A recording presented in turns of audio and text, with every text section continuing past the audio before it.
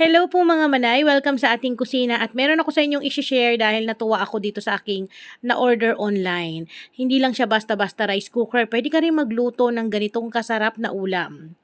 Ito ang multi-function rice cooker na pwede kang mag-bake, pwede kang mag-fry, pwede kang magluto ng may sabaw o di ba?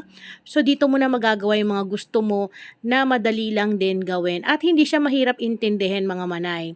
At natuwa ko rito, hindi siya ganon kamahal. Kaya pwedeng-pwede mo na talaga tong pangregalo, lalo na kung meron kang pinag-iisipan na pagbigyan, ay nako, the best to mga manay.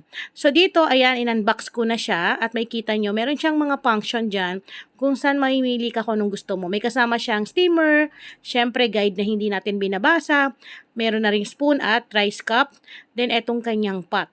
Ayan. Tapos itong kanyang pinaka-saksakan, cord.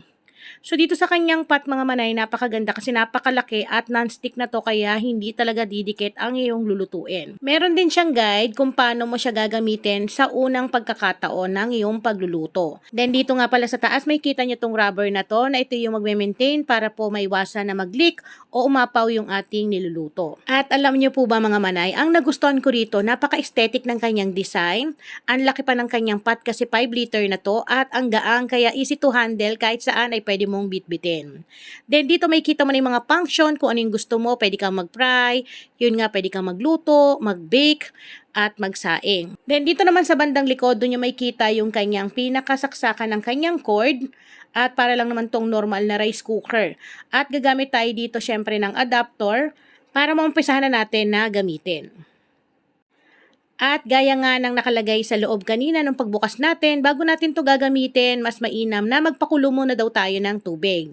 Kasi maamoy nyo to na mag-aamoy plastic siya, pero huwag kayong mag-alala, normal lang po yun kasi kumbaga yun ay sa unang gamit lang. Kaya kailangan natin talagang gawin yon para sumingaw at matanggal yung amoy plastic. Then pagkatapos natin magpakulo ng tubig ay ready na para tayo ay mag-umpisa kung ano yung mga balak natin at gusto natin lutuin dito. Then no worry din mga manay kung nagkamali kayo ng pindot ay pwede nyo yan i-cancel para magbalik po ulit sa zero at makapag-umpisa kayo. At dito nga ay susubukan natin kung kaya niyang palambutin ang ating pagluluto ng simpleng apritada.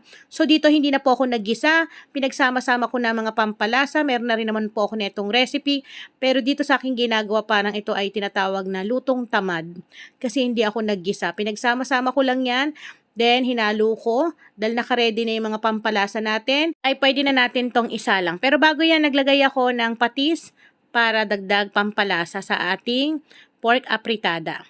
Pagkatapos kung mailagay sa loob, ay pipindutin ko lang ang menu. Tapos, pipili lang ako ng function kung saan yung gusto ko na way ng pagluluto. Bali, nilagay ko sa cooking, then lulutuin niya ng 1 oras. Then, pagkalipas lang ng ilang minuto, pwede mo siyang i-check mga manay. Hindi siya katulad ng rice cooker na kapag kumukulo, di ba, umaangat. So, eto, pwedeng-pwede ka talagang magluto, maggisa, magprito. Nilagay ko na yung patatas at carrots, then hinalo-halo ko lamang po ulit ito hanggang sa lumambot yung ating karne dito at tinakpan ko lamang po ulit at hinayaan ko hanggang sa matapos niya yung minutes na nilagay natin. Balang nagustuhan ko dito sa ating multifunction rice cooker mga manay, pwedeng-pwede ka na magsaing, magluto ng ulam, magprito, kaya pwedeng-pwede to sa mga single dyan, yung mga nagbo-board, para wala ka nang masyadong dalahing bitbitin. Eto lang ay sapat na. So yan, makalipas lang ang ilang minuto, luto na ang aking pork apritada at nakakatuwa na palambot niya talaga yung ating karne. Kaya sa mga gusto neto, lalagay ko na lamang po yung link sa aking description box sa baba. Pwede mo nang i-check kasi napakaganda nitong pangregalo.